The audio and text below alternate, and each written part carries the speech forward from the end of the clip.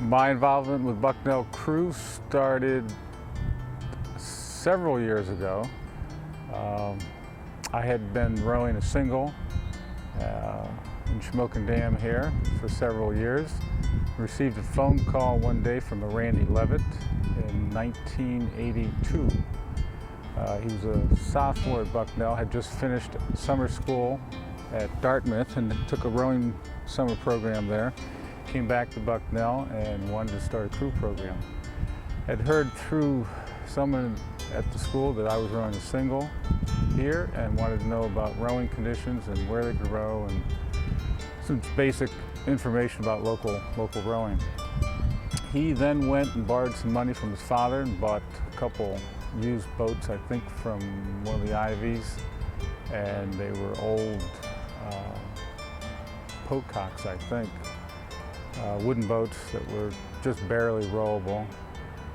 Got a couple guys, went up, picked them up, and started rowing in Lewisburg. That probably would have been the spring of '83. Water conditions in the springtime there were high enough that they could row there. They were docks made out of some treated lumber, but they were barrels. Dock would tip, they'd walk the boat to the edge of the dock, and there were just barrels, 55-gallon metal barrels, and the dock then would tip down and just about fly these guys, men and women, into the water, where our docks now are built low to the water so that the riggers can come across. Yeah, it was pretty basic stuff. They came back the fall of '83, and with the fall water and low water, the docks that they had built were dry docked because the water was down, and they were looking for a place to row. So they brought their docks down to Shamokin Dam. I remember the day. It was a Sunday in September, and Randy had called me the night before, said they were going to leave about 10 in the morning with the docks. They were going to float them down, and he thought that he should be there about noon, about 2 hours to float the docks down. And so I was over at the river to greet them and show them where to land the docks around noon. Nobody there. I hung around for about a half an hour and still nobody there. I thought maybe they were partying a little bit too hard the night before and didn't meet their 10 o'clock start. Well, they did leave at 10 in the morning, but instead of getting there at noon, it was about 8:30 that evening by the time they got down there. The water was so shallow that they ended up carrying the docks most of the way down, and there were about a dozen guys that weren't too happy when they finally got to the site that we now use. They had a coach. John Creighton was their first coach, and he was in the area doing work for a company in the Williamsport area, and then was transferred out to another company, and they didn't have a coach. And I remember Scott Renner, this was in 1985, Scott came to me and asked me if I'd help coach the program. So I agreed to, and that was the fall of '85. I coached the men and women that fall, and then again in the spring, and then again the following fall, and just kept on coaching. And in the beginning, things were pretty basic. You know, we got together. Whoever wanted to row, we took all comers. There were no cuts. We were just trying to get some boats together. We didn't have a boathouse. We had a couple racks on the side of the river. We would hang our boats on the racks, take them off, head upstream, get some workouts in, do a few races. Went to Dadville in '86, I think was our first Dadville experience, and really got beat up. Of course, the program was young and didn't have probably the discipline. Oh, I know we didn't have the discipline. It was pretty loosely put together. But a lot of great people, a lot of people with energy, and it just was contagious. And the energy got me further involved in the program, and we started to train harder, and we attracted athletes from other programs. Along with that, we continue to improve, compete, train harder, attract better athletes, and we grew the program. So Bucknell Crew, to me, I was there in the early days when things were real basic and it was sort of fly by your seat. But there was tremendous energy and excitement, and the guys and women just loved to row and loved the challenge of putting a program together. There were a lot of commitments made by young people that really influenced me in a lot of ways, as far as taking something that wasn't there and putting a program together and not taking no for an answer. The athletic department at the time, in the beginning, was adamantly opposed to rowing at Bucknell and said there would be absolutely no way it would ever become a varsity sport. Why, I don't know, but they were completely against it. And that sort of, I think, kind of fueled the fire for the program, because they were so adamantly against it that I think myself and the team, I think, worked that much harder to grow the program. The numbers increased year from year, and one of the keys was to attract a lot of people. So we had a lot of voices who could talk to professors and administrators and parents and put pressure on the athletic department to at least listen to a proposition for a varsity status.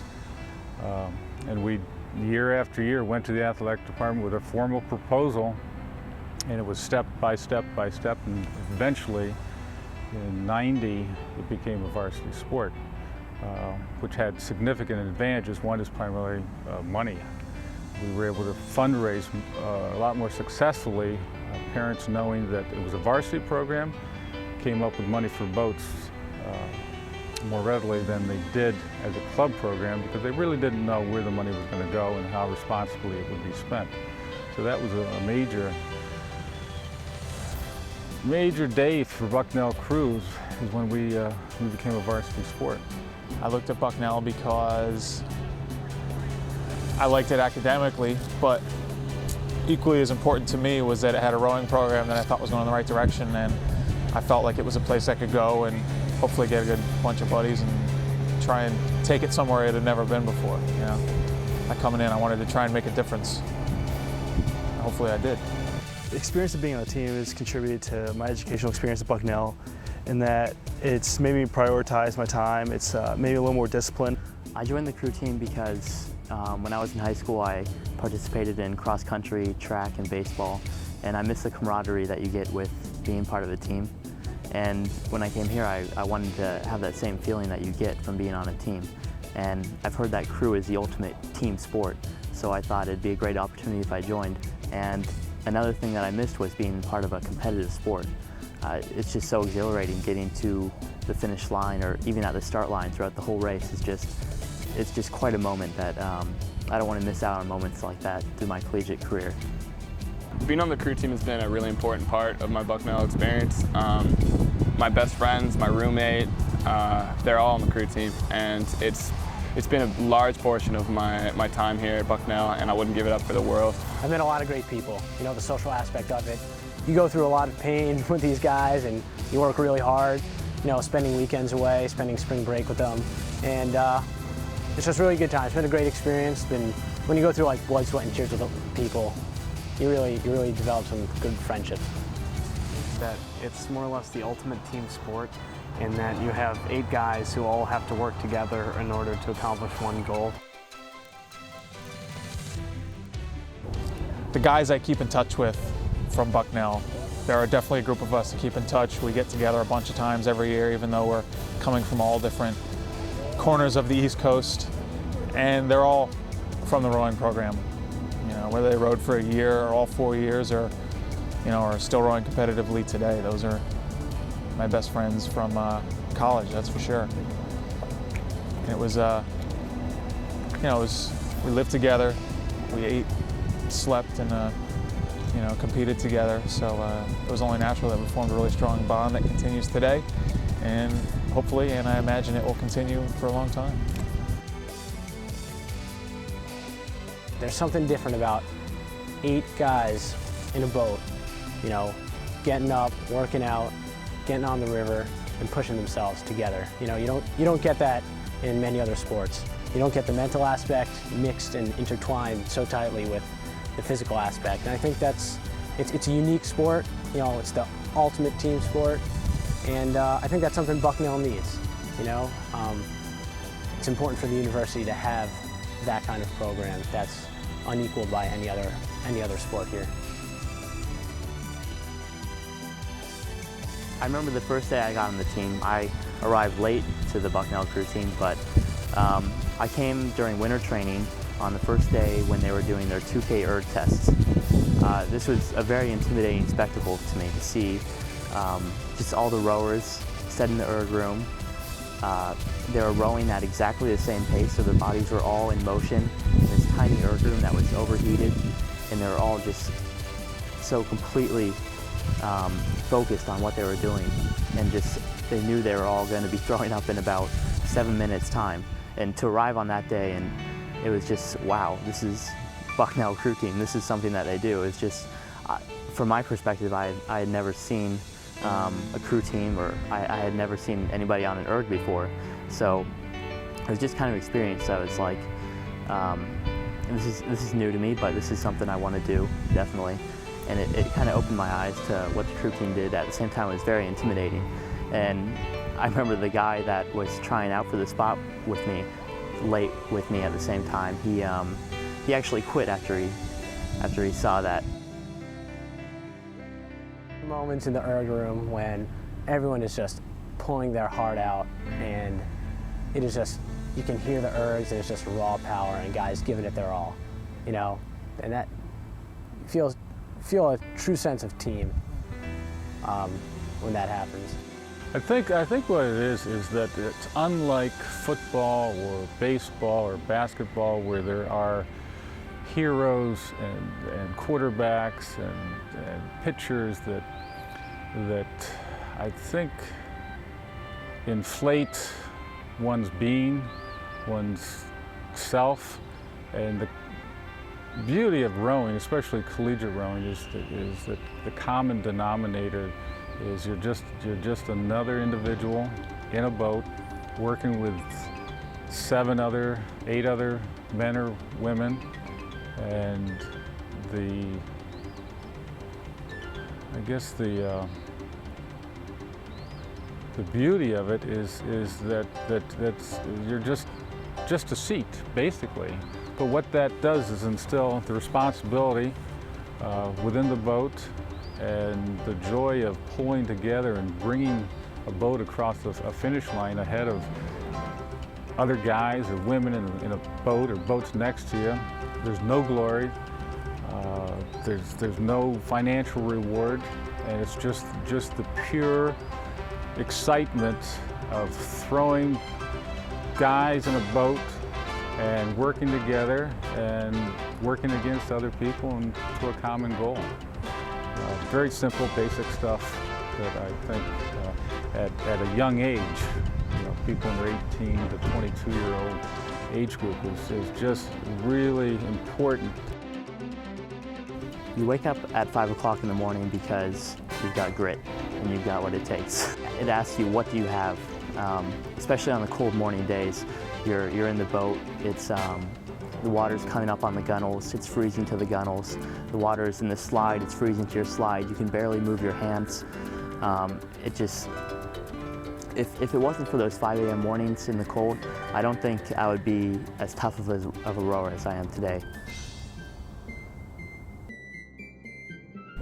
Every morning I wake up and I ask myself, why am I getting up when it's dark and it's cold and I know I'm gonna just work my butt off and it's gonna be hard. And I always ask myself that, and then when I get down there and I start rowing, I realize that I wake up at 5 a.m. because I really love it. I think it was that Connect Cup that I really remember the starting of the race. It was where the lightweights, we were all just ready to go. It was a great day. And it was just, we were all so calm and but you could tell we were all just so mentally focused. And on that day, I think we really pulled it through together as a team, and we came out there and we pulled as fast as we had all year long. And I think just knowing from the beginning at the start that we just knew we were in it to just push ourselves to the max. And those are the type of things that you think about when you're entering the race. Just at the starting line waiting there, you think, I got to grit this out, and I'm going to do it for the team, not just for myself. Coming to the starting line, it's pretty intense. Everyone's just quiet, and we don't know really what to expect. You look at the other teams, you try to compare yourselves, and you're just ready to go. Everything's rushing through your mind about what you have to go over. You're trying to think, what do I have to do? I have to direct catches. I don't want to crab. And then you think, oh, if I think about crabbing too much, then I am going to crab. And then you pull up to the stake boat, and then it's just dead silence. And then you're thinking that, in less than a minute, how fast you're going to be going and how much pain you're going to be in. And just knowing that you don't have anything to do with it. Like you just know that there's nothing you can do about the pain, that it's just going to be there, and you just have to get the job done, and your main goal is to beat the guy next to you. Knowing that you can look to either side and see boats of guys who think that they can win, but you know that you can win, it's a powerful thing, and it really makes you feel good inside. Coming up to the starting line, just wearing blue and orange, just supporting your team colors is just, there's so many thoughts going through your head at the moment. Your mind's racing, and everything around you is kind of quiet, but in your head it's just kind of like a cataclysm going off. And you're there, you're sitting at the catch, your arms are up, you're waiting to go, you're looking around you at the other crew teams, and it's like a calmness, It's just like a calm before the storm. Then as soon as you start going, you're all out. It's everything you've got. You're emptying the tanks. And at that point, it's just, you know that from the beginning to the end, you just got to finish it. When you get up above the bridge and there's no sound and all you hear is the click of the oars and the splash of your catch, it's a great feeling. It's just beautiful up there. And it's just dead silent, and all you hear is the boat moving through the water and everybody working hard. And even though you're busting your hump and trying to go as fast as you can, there's also a part of you that is just glad to be out on the river, because it's just beautiful to be there. When you're on the river and it's just you and the river, and it's just your team is in complete fluid motion, and you're just getting the work done, you know that this is just something you're going to look back on as a memory. We were head-to-head with Lehigh, and we pulled it out. It felt good. At the end of the race, guys are just everyone emptied their tanks. And to see people really do that and really get their minds over matter, and really push themselves to that extreme and doing it together, 2,000 meters, that says a lot. That's something you don't forget. We knew it was going to be close, and I think we pushed harder than we've ever pushed before, and that race came down to the very end, and I think all of us sort of dug in and said, you know what, there's no way these guys are going to beat us, no way to let that happen. We didn't just row 1,950 meters to lose in the last 50, and we were able to pull out a win by 0.21 seconds, and that was probably one of the happiest moments, just because it's the first time we had won Patriots in several years. It felt good to have a huge medal around your neck, stand on that dock and have your name read out. Champion 95, champion 96, of course Henley, IRAs. It was exciting to do stuff that the program had never done before, and being part of it, and it just served as a motivator that just kept us going, and it was a really exciting time.